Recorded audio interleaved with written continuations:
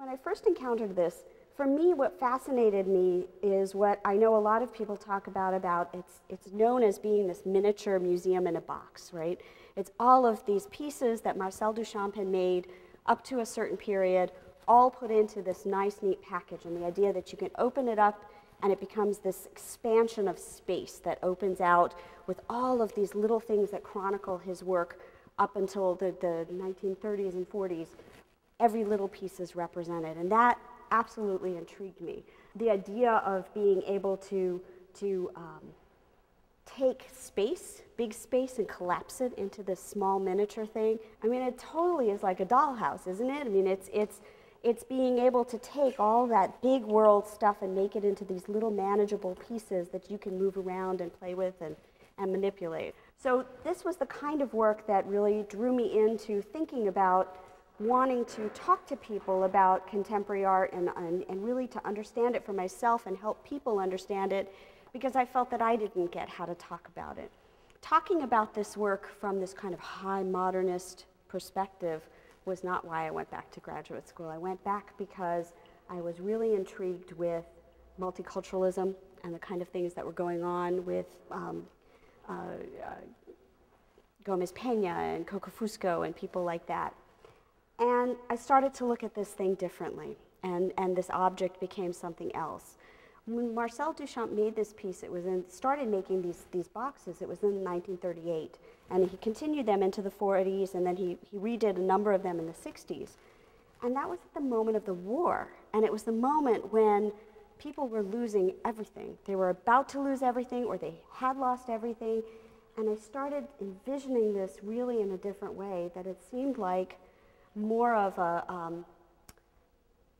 don't want to say that I felt like it was nostalgic, but there was this element of him trying to pack all his history into a kit and take it with him, because otherwise it was going to go away. And it changed the whole thing for me. And it started me thinking about the kind of objects that go into this thing that you transport with your life. This story about packing up your life, transporting yourself, moving your life from one place to another, and doing it where you've got your hundreds of pieces of your life. This is his life. This is his life's work, all put in. I bet you there are people like Rosenquist, whose studio burned not too long ago, who probably wish that they had some record of this kind of thing. So the archiving of it, the documenting, the self-documentation that goes into creating this box is a really fascinating thing for me. Particularly in terms of that migratory thing that happened with Marcel Duchamp. What kind of self-discovery process did he go through when he is sitting there and cataloging his entire body of work, recreating every single object? I mean, I don't know, what did he learn about himself in that? So there is that self-discovery in even just fabricating and constructing the box that he undoubtedly went through.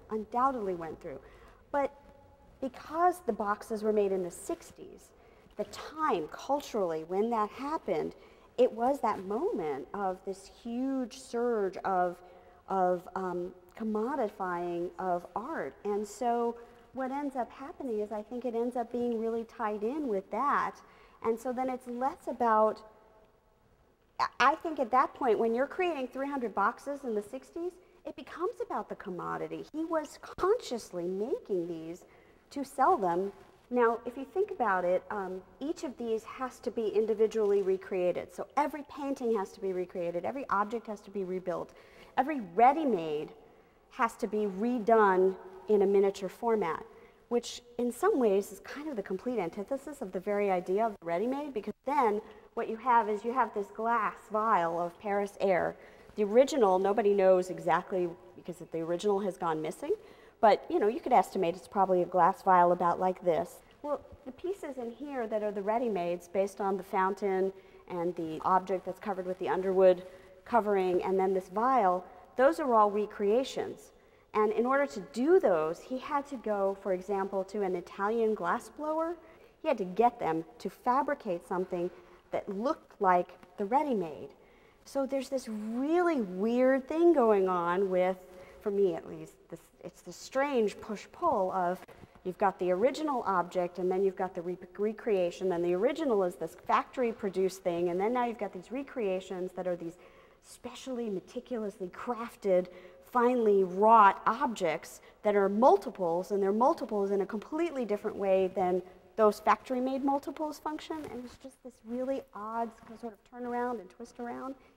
And it makes me think that in some ways, I think that this piece probably led me to thinking about craft without my even realizing it. I'm thinking about the relationship between craft and contemporary art that I inhabit right now in the position I have at the Museum of Contemporary Craft.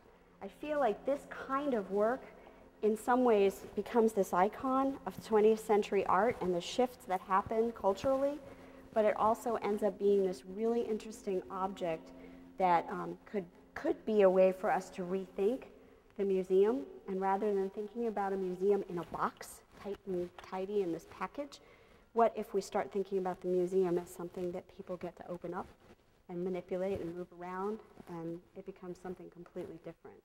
So for me, now I'm coming back to this project and trying to think that Duchamp did, and trying to rethink how to undo that tight little package of the museum in a different way. And this is an object that is supposed to be touched. It's supposed to be handled. It's supposed to have you be able to lift up these objects and rifle through them and move them around and manipulate them and think about them in a different way. And you can't do that. And no matter how much you try, like if you put this on the internet and the idea that you could manipulate the pages, it's not the same thing. It's not the same as handling that.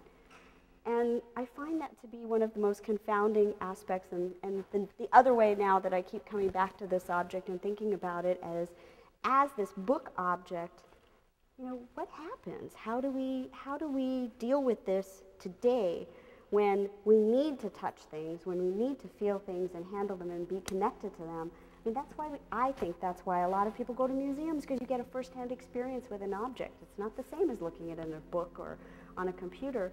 But then, in order to preserve works like this forever, we have to keep it preserved like this, where you can't actually touch it.